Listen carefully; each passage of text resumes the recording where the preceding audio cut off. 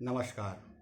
भारत के सभी रहने वालों को मेरा महादेव, सत श्री अकाल, जय श्री राम, आदाब। मैं अपराध की कहानी अब सुनाता हूँ। मैं महादेव भोलेनाथ से प्रार्थना करूँगा कि सभी अपराध अपराधियों का समूल विनाश हो जाए।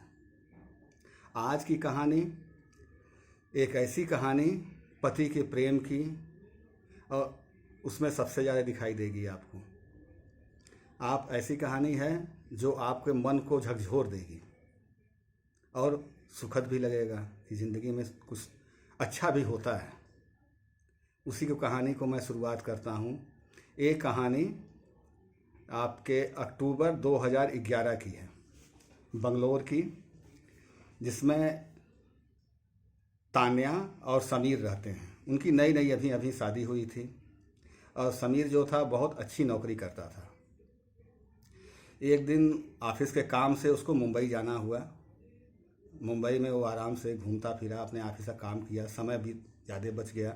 तो उसने सोचा कि अपनी पत्नी को, तान्या को भी अभी नई नई शादी हुई थी, मुंबई घुमा दें, बुला लें।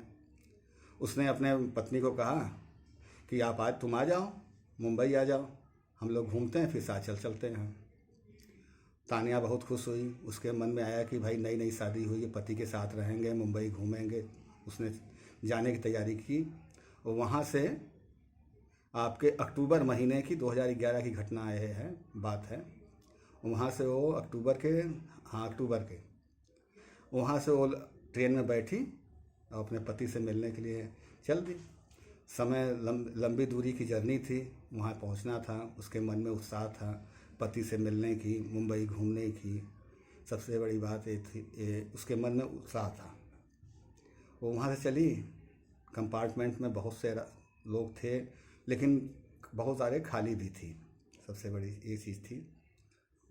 दो आदमी, वो जिस जगह पे बैठी थी, जो 6 लोगों की सीट होती है, 6 और सामने 2 8, उसमें वो अकेली थी और सामने 2 लोग थे जो अपरिचित थे। वो पहले तो भाई कंफर्टेबल नहीं थी कि भाई ये कैसे, भाई अब अकेले हम हैं और सामने अनजान 2 लोग हैं।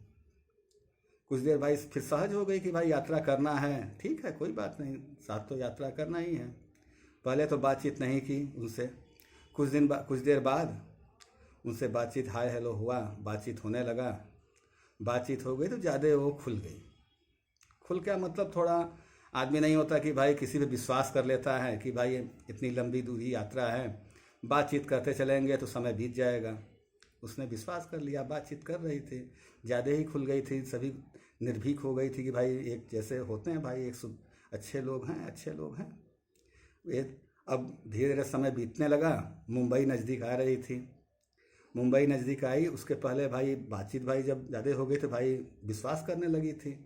उन्होंने 1 कप चाय, सबको चाय पिलाया, उसको भी, तान्या को भी चाय पिला दिया। चाय पी तो कुछ देर बाद उसको लगा कि कुछ हो रहा है। वो मतलब कि एक तरीके से सो गई। जब उसका नींद खुला तो देख रही है कि एक कार में है। उस समय उसको होश नहीं था। वो समझ गई कि हमें कुछ साथ समस्या खड़ी हो गई। अब वो बोलने की, लेकिन तो फिर भी बोलने की स्थिति में वो नहीं थी। उसने जब बोलने की स्थिति में हुई तो उसने विरोध किया कि भाई हमें छोड़ दो, हमें जाना है, अपने घर जाना है, अपने पति के पास जाना है, अपने घर जाना है। लेकिन उसको सब धमकाए कि भाई अगर बोलोगे जाए तो यही मार डालेंगे, चुपचाप पड़ी रहो। उसको भाई ले गए वहाँ एक स्थान पे। वो स्थान देख के वो तो बेचारी एकदम चौंक गई। उसको ले गए, उसको दिए वहाँ, कुछ लोगों को दिए, कुछ लोगों के सामने उसको पेश किए। उसके बाद वो आँख के सामने देखी कि 40,000 रुपये में उसको वहाँ बेच दिए। और वो था मुंबई का रेड लाइट एरिया। अब तो बेचारी परेशान, बहुत रोई, बहुत हाथ जोड़ी, बहुत मिन्नत की, बहुत उनसे विनती की कि हमें जाने दो। लेकिन वो भाई, अब वो तो कोई छोड़ने वाला तो है नहीं। रेड लाइट एरिया में जो एक बार फंस गया तो फिर तो निकल सकता नहीं। उसके साथ बहुत अत्याचार होने लगा, उसके साथ मार पिटाई, क्या क्या हो रहा था। बेचारी एकदम परेशान। अब क्या करे, यहाँ उसका पति समीर, वो तो जानता था कि हमारी पत्नी वहाँ चल चुकी है। वो गया ट्रेन जहाँ स्टेशन पे गया, रेलवे स्टेशन पे, वहाँ देख रहा है वहाँ दिखाई नहीं दी तान्या। वो परेशान, अपने परिवार को बेंगलोर में फ़ोन किया, वो भी करें तो भाई हम लोग उसको बैठा दिए थे, वो तो चली गई यहाँ से, अभी तक पहुँची नहीं। वो सब भी लोग, परिवार के लोग, फैमिली के लोग भी परेशान। अब क्या करें? उसने गया पुलिस में कंप्लेन किया। पुलिस भी खोज रही थी भाई, कोच नंबर था, गाड़ी नंबर थी, चलने का सब कुछ उसके पास था। उसने पुलिस में कंप्लेन किया, पुलिस भी खोज रही है, लेकिन कहीं कुछ सुराग नहीं मिल रहा है, कोई पता नहीं चल रहा है।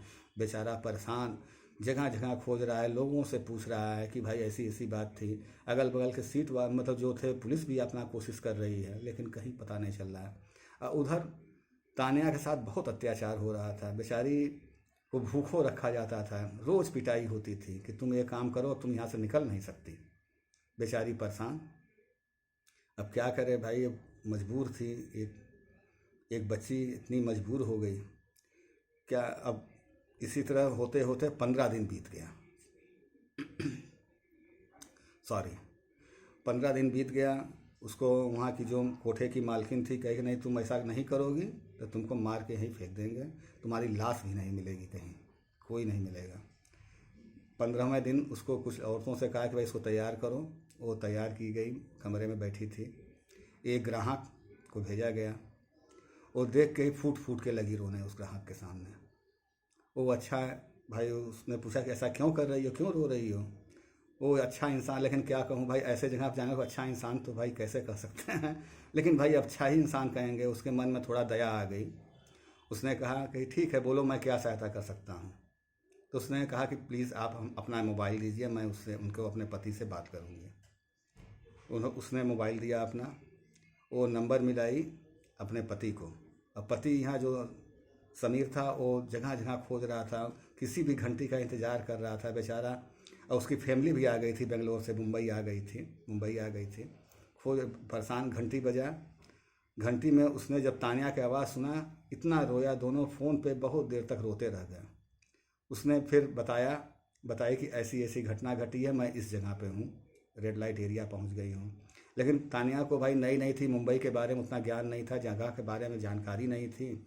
उसने भाई बता नहीं पाया। अपने उसके जो आदमी था, एक जो ग्राहक आया था, उसने भलमनसाहत किया कि उसने पूरी एड्रेस बताया, कमरा नंबर बताया, सब बताया। अब सब कुछ जान गया उसका पति, समीर जान गया। तो अब करे क्या? उसके मन में आए पुलिस को बताते हैं, तो भाई जैसे लोगों की मन में होता है, पुलिस कहीं मिली ना हो, बता देगी तो हमारी तान्या गायब हो जाएगी, फिर तो मिलेगी, एकदम नहीं मिलेगी। अब क्या किया जाए? तो उसने एक बड़ी निर्णय लिया। उसने खुद ग्राहक बन के वहाँ जाने को सोचा। वहाँ गया, कोठे पे, कहीं पता तो उसके पास था ही था। वहाँ गया, देखा, कोठे की मालकिन से मिला। अब भाई अपनी इच्छा जाहिर किया कि मैं भी आया हूँ ग्राहक, भाई हमें भी कुछ हमें बताइए, कुछ अच्छा चीज़ बताइए कि हम भी भाई थोड़ा आनंद ले सकें, रह सकें यहाँ। वो कोठे की सभी लड़कियों को पेश की, सबको पेश की, लेकिन उसका तो इच्छा था कि भाई हमारी पत्नी हमारे सामने आए, तान्या आए। उसने जब सब खत्म हो गया, उस समय तक वो ग्राहक चला गया था। तान्या को भी पेश किया गया, उसको सामने लाया गया। वो तो देख के एकदम चौंक गया। फिर उसके बाद उसके साथ कमरे में गया।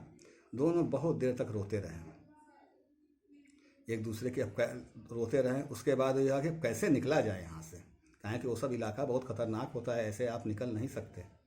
रेड लाइट एरिया से आप किसी जो बंधक बनाई गई युवतियाँ होती, लड़कियाँ होती हैं, उससे आप निकल नहीं सकते। तो उसने क्या किया, पुलिस हेडक्वार्टर मुंबई में फ़ोन किया।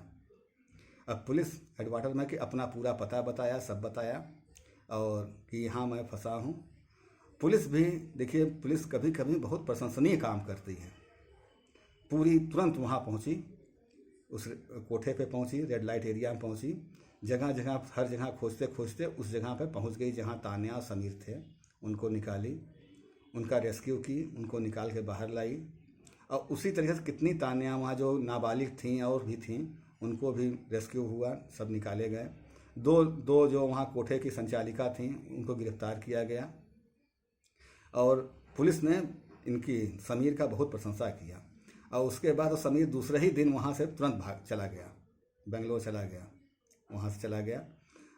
और दोनों पति पत्नी, खासकर तान्या की आबरू बची, अपने पति के पास फिर से खुशहाल ज़िंदगी अपनी जी रही है और उसकी ज़िंदगी सुखमय बीते, यही ईश्वर से, महादेव से मेरी कामना है। पर ज़िंदगी भर वो खुश रहे। अब तो मुंबई के नाम सुन के ही घबरा जाती है। उसके बाद पुलिस ने क्या किया कि वो दो जो गिरफ्तार हुए थे उनसे पूछा कि भाई अब जो दो उठा के लाए थे तानिया को, उनके बारे में पता करना था कि भाई उनको भी पकड़ना चाहिए। वो दोनों दलाल थे। इस तरह का जो लड़कियां अकेले घूमती हैं, इस तरह के लोगों को इस तरह फंसा के ला के बेच देते थे। उनका जब मार कुटाई हुई, पूछा गया उनसे तो बताए, लेकिन उसको पकड़ने में थोड़ा समय लगा। लेकिन वो भी दोनों गिरफ्तार हुए और जेल में गए। लेकिन इससे जेल में गए, सबसे बड़ी इसमें एक चीज़ की मिलती है नसीहत कि कभी भी माता बहनें अकेले घूमती हैं, अगर कोई भी बच्चियां घूमती हैं, अगर निकलती हैं जाती हैं, किसी भी अनजान आदमी पर भरोसा मत करें। और किसी के अनजान आदमी पर भरोसा करने पे कभी कभी बहुत बुरा हो सकता है, इसलिए कभी भरोसा न करें, भरोसा का हनन हो सकता है। इसलिए कृपया आप लोग इस तरह का सोच समझ के कदम उठाएं। दुनिया में बहुत अच्छे भी लोग हैं, लेकिन बुरे भी बहुत सारे हैं। मैं तो ईश्वर से यही करूँगा कामना कि अपराधियों का समूल विनाश हो। महादेव ऐसा करें कि उनका विनाश हो जाए। ये चीज़ की यही नसीहत मिलती कि आप विश्वास न करें। अगर आपको मेरी ये कहानी अच्छी लगी तो आप लाइक करें, शेयर करें, सब्सक्राइब करें हमारे चैनल को। हमें प्रोत्साहन थोड़ा मिलेगा। मैं नया नया कहानी और हमें बताएं कि मैं कैसे इसमें सुधार कर सकूं। महादेव। जय श्री राम।